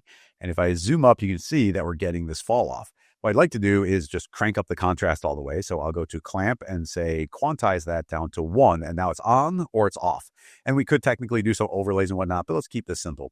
But the point being is I can grab this and slowly pass it through my model and have it either erase or appear. And if I were to grab this and even tilt my linear spline down a little bit so we get a bit of an angle, we can kind of reveal it from the ground up. So I can pass this through so I can slowly reveal my text as I go. So now if we create our connect object after the Voronoi fracture, it's still going to merge all of those down to a single model, but anything that's been erased out is still missing. So you can see how we can pass that through. So all I have to do is go back to Redshift, reactivate my render view, and now you can see that we get these sketchy lines revealing on top of the object as it's drawn on. Now, maybe I want to get some sketchy edges on this outline right here, and we've actually got a mode for that. So I might make a duplicate of my Mesh to Spline, and in this one, I'll say, give me the outline of the spline. And as soon as I do, that's giving me an outline of the entire perimeter, including where it's getting drawn on, only where those are overlaying. Alternatively, I could get rid of that and we can try and use some more built-in node-based capsules where after this connect has happened, I can try and melt all of these down into a singular n-gon and then trace every single edge. So in an attempt to do that, why don't we search for untriangulate? And we'll drop in this modifier into the connect. And I'm going to say to create n-gons. And now you can see it's actually melted away all of those extra polygons. So now inside of my Mesh to Spline, I don't have to have this threshold. I can say, no, trace every single edge because we've already melted those away. And now we can see that we're actually drawing every single one of them. Now, in this case, I want to delete the graph paper out from there because that was also getting affected. And now you can see my perfect outline is getting drawn, maintaining stylistically everything else. Now that did melt away all of the effects for the dotted line. So we might need a copy of this that's not being affected. So I could duplicate this. This one doesn't have an untriangulate. I don't want it to render, but now my first Mesh to Spline can be referencing not the original one that we are now melting, but the one that's unmodified. So now we get our grid line and we get our outline and we get this complicated, sketchy looking animation, entirely parametric, super duper clean. And all I have to do is pass this linear field through it, which will be a little slower now because we're doing that untriangulate. But you see, I can just pass this right through and this will automatically update and change what the geometry looks like. And of course, let me draw that back in a bit. We can go through as always, and just select our text objects and type in 1, 2, 3. And now that will update and the entire rig is ready to be adapted to do different effects. So the ability to layer this up and combine this with things like untriangulate, combine it with Mesh to Spline, combine it with the electric spline modifier, and in the previous segment, combine it with the branch spline modifier. There are so many crazy rigs that we can build entirely parametrically. So a very, very exciting combination here. Now, the other two modes, I don't think we're going to go over those. Maybe I can make an entire dedicated tutorial if there's some interest, but hopefully you have learned a bunch of things that you can make here with the Voxel Mesher. Thank you so much for checking out this video. Thank you so much for buying Voxel Mesher. It's the best way of supporting Rocket Lasso. I'm very excited about this tool. We worked really, really hard on it. So that's going to wrap this one up, and I'll see you during another live stream or tutorial. Bye-bye, everybody.